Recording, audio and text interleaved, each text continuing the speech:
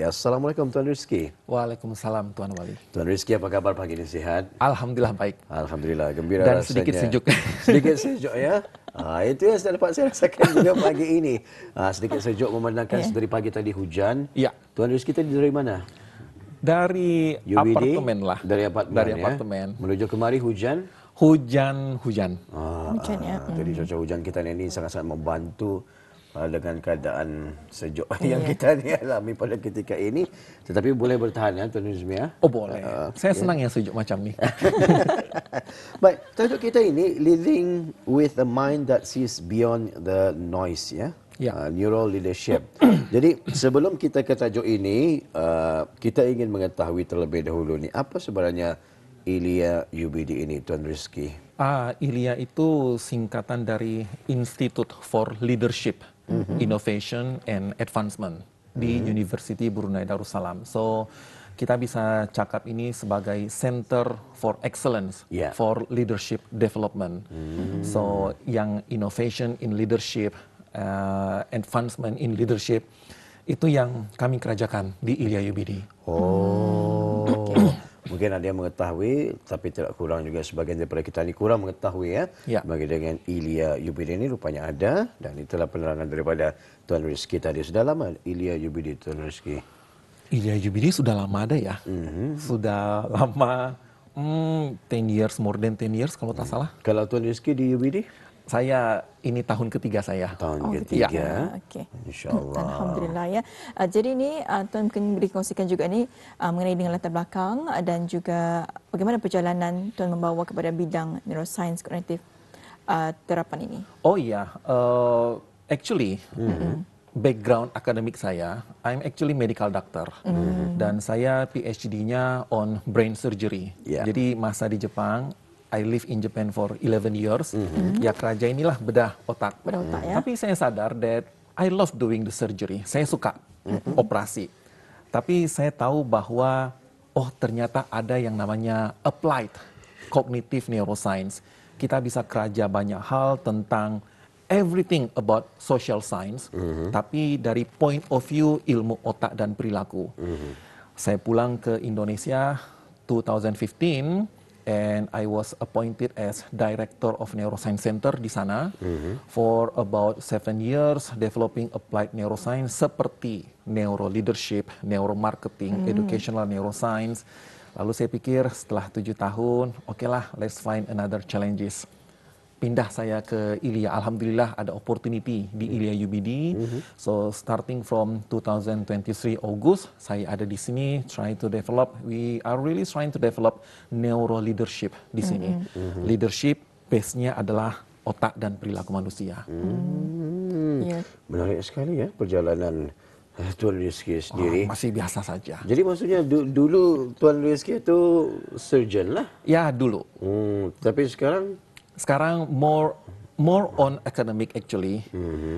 Tetap point of view-nya dari neuroscience, tapi tidak untuk operasi, lebih kepada developing social science lah.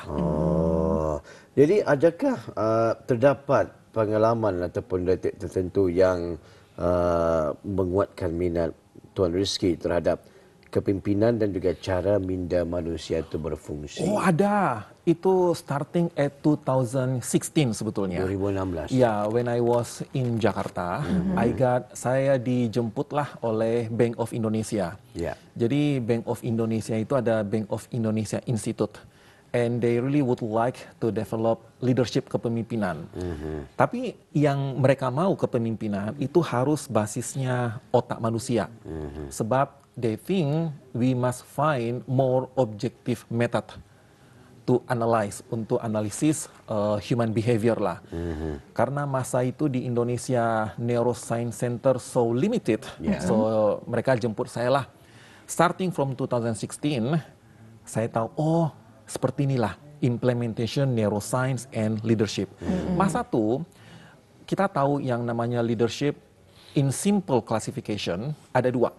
Ada transformational leadership dan transactional leadership. Di era macam ini, orang sebutnya itu VUCA, vulnerability, uncertainty, and at all. kita butuh pemimpin yang sifatnya transformational. So macam mana caranya kita tahu ini transactional, transformational? Kita tak pakai questionnaire, tak pakai interview, kita langsung lihat saja otak manusia. By using masa itu kami pakai EEG, electroencephalography. Jadi kita bisa tahu kalau transformational macam ini patternnya, kalau transaksional macam ini patternnya. Itulah awal mulanya kami mengembangkan neuro leadership at the time. Ya, baik. Jadi ini tuannya ramai yang menganggap neuroscience ini sangat teknikal. Jadi dalam penjelasan yang mudah dan ringkas, apakah neuroscience kognitif terapan dan kaitannya dengan kehidupan harian kita ni? Ya, applied cognitive neuroscience, panjang namanya itu. Orang juga tengok neuroscience itu macam medical term sajalah. Jadi kalau kita nak tahu tentang applied cognitive neuroscience, itu artinya tahu dulu neuroscience apa, cognition apa, applied itu macam apa. Kalau kita tengok arti neuroscience, ini ilmu tentang otak, clear, ilmu tentang saraf. Tapi when we are talking about ilmu tentang otak, itu banyak levelnya. From molecular, cellular, cognition, lalu ke social aspect. Di banyak hal tentang neuroscience, I'm focusing on cognition. Questionnya adalah, cognition itu apa?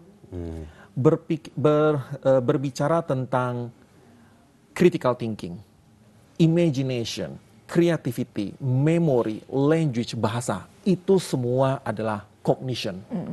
Saya fokusnya di cognition. Tapi bicara tentang cognition, itu ada laboratory aspek, experimental aspek, ada yang applied aspek. Jadi macam mana ilmu otak, khususnya cognition, kita gunakanlah di social aspek in our life, such as marketing, maka ada namanya neuromarketing. Ada untuk pendidikan, education, ada namanya educational neuroscience. Nah, untuk leadership di ILIA, Institute for Leadership Innovation Advancement, itulah kita kembangkan neuro leadership. Leadership based on human brain and behavior. Macam itulah. Jadi banyak-banyak cabangnya bahagian neurologi ini. Ya. Tuan Rizky memilih bahagian cognition dan juga lebih berfokus kepada leadership. Betul. Kepimpinan. Yap. Baik. Menarik ya? Menarik sekali. Jadi daripada kajian otak juga boleh dibuat seseorang itu menjadi seorang pemimpin. Betul, bisa seperti itu. Jadi kalau kita berpikir bahwa leadership itu dari lahir, actually not. Kita bisa talent, kita bisa bangun bentuk leader. Itu bisa kita lakukan.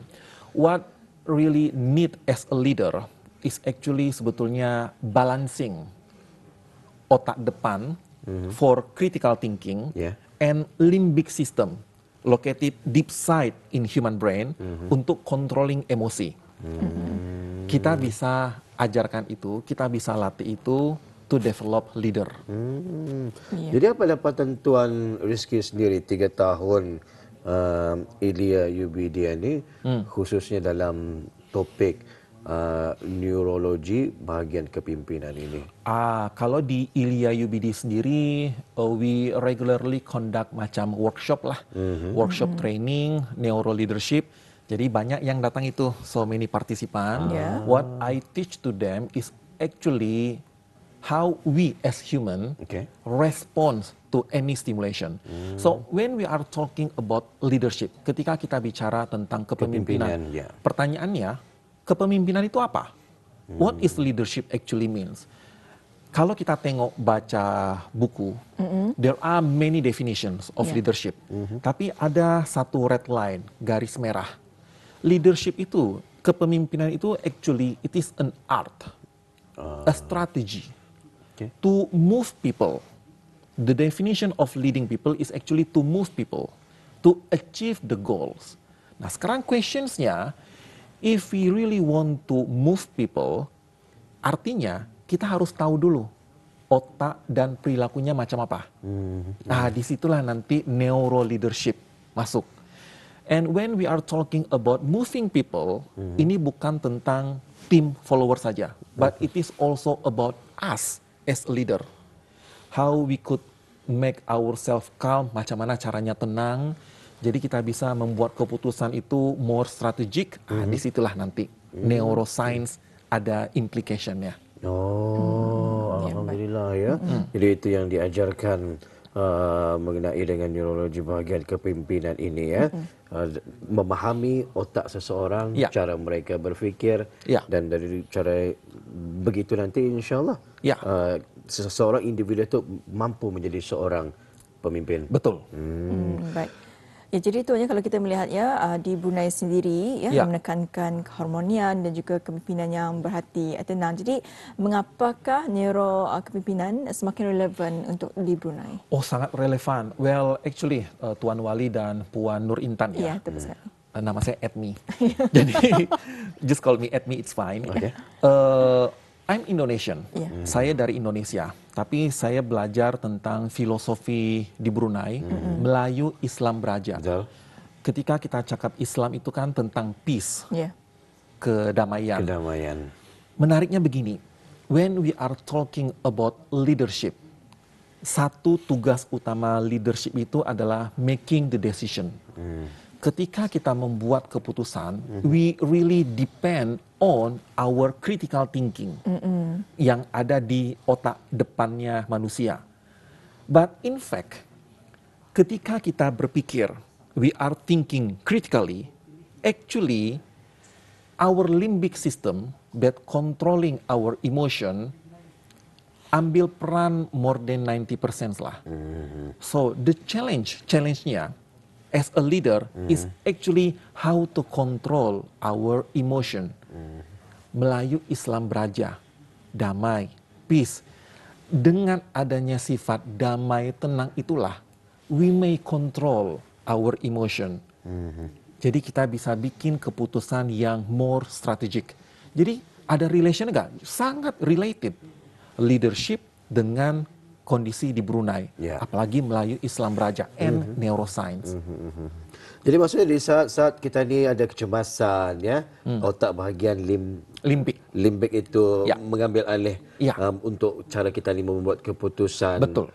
Konsep Melayu Islam Beraja, bumi Brunei yang penuh dengan ketenangan dan juga peace itu sebenarnya menseimbangkan cara pemikiran kita ni ataupun cara untuk kita ni membuat keputusan.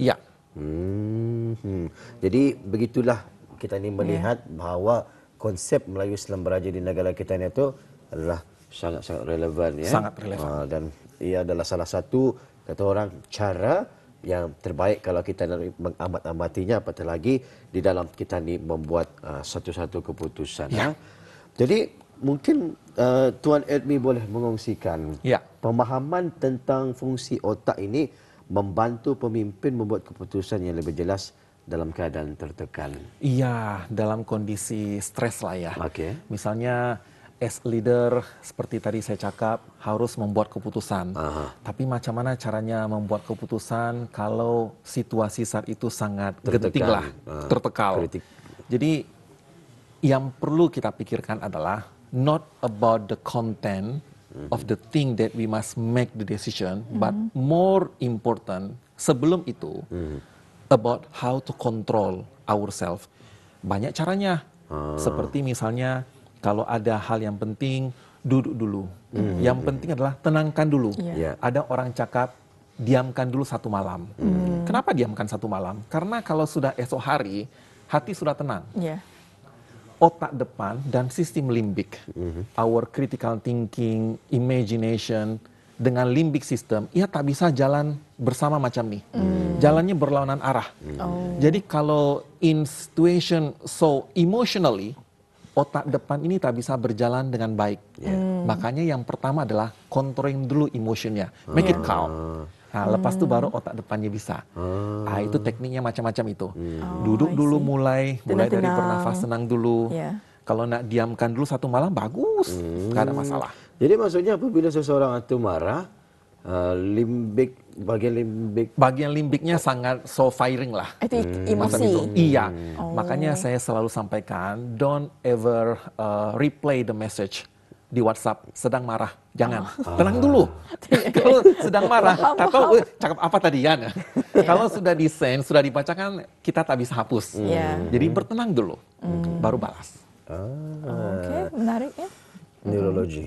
Itulah ya.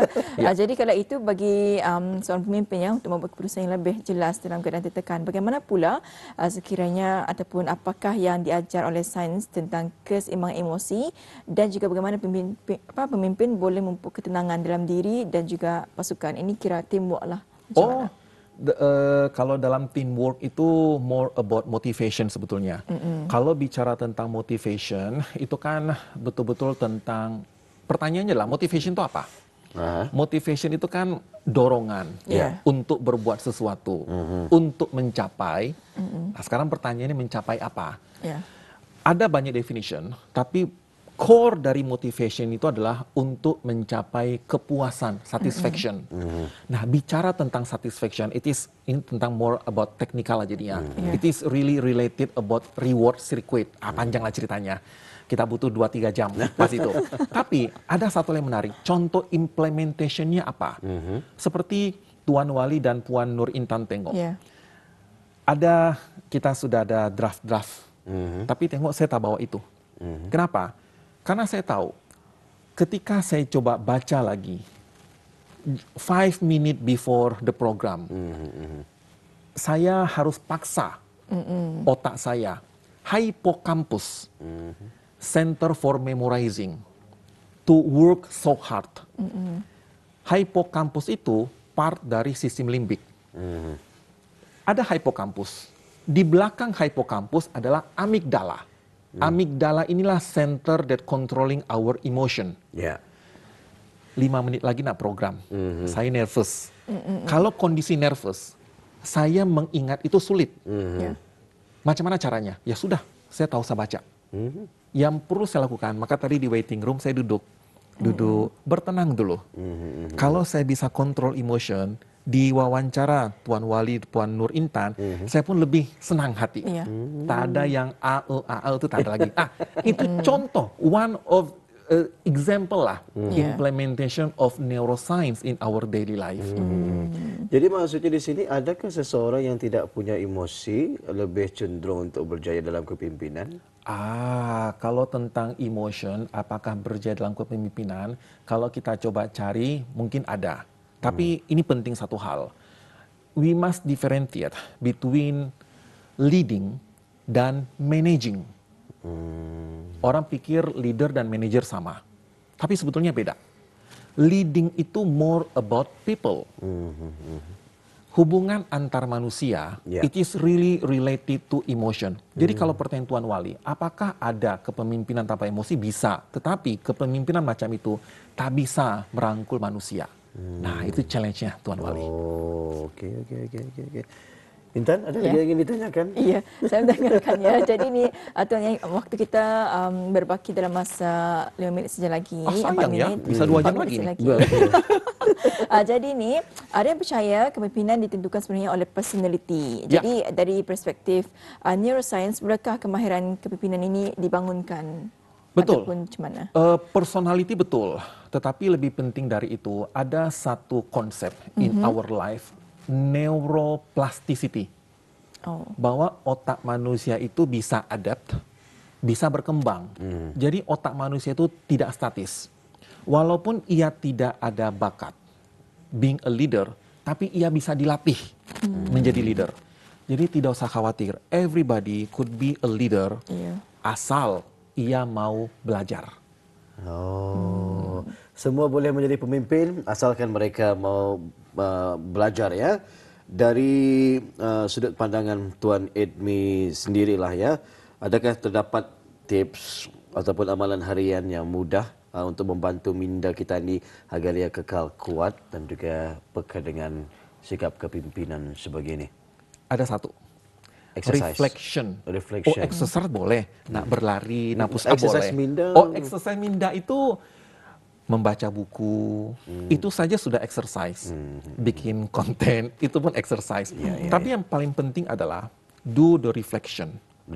Reflection itu ada experience, kita bertenang, belajar dari experience, apa yang terjadi. Semua orang bisa punya experience, tapi ada yang just getting older, ada yang getting wiser. Itu beda. Bedanya adalah yang wise ini do the reflection. Jadi satu tips sederhana, do the reflection. Setiap hari sebelum tidur boleh. Oh, hari ini berbuat apa ya, apa yang terjadi ya, how to make it better. Itu reflection. Refleksi diri sendirilah. Betul. Kira muhasabah dirilah nih. Nah, itu. Alhamdulillah ya. Jadi tuannya kita telah pun berada di penghujung wawancara ini. Jadi secara ringkasnya mungkin ada ringkasan ataupun kesimpulan dari tajuk kita pada pagi ini. Silakan. Ringkasan, summarize. Banyak ringkasannya ya. Tapi kalau dalam satu kalimat sederhana, neuroscience itu menarik. Karena belajar tentang kita, manusia, tentang otak dan perilaku. Hendak paham tentang manusia, pahami otak dan perilakunya. Nah itu.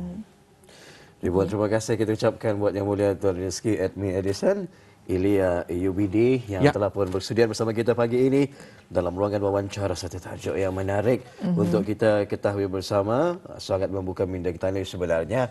Kalau ada masa panjang ini rasanya kita ni berbual dengan panjang lebar lagi, tetapi itulah ya kesempatan kita sehingga pukul 10 pagi ini saja.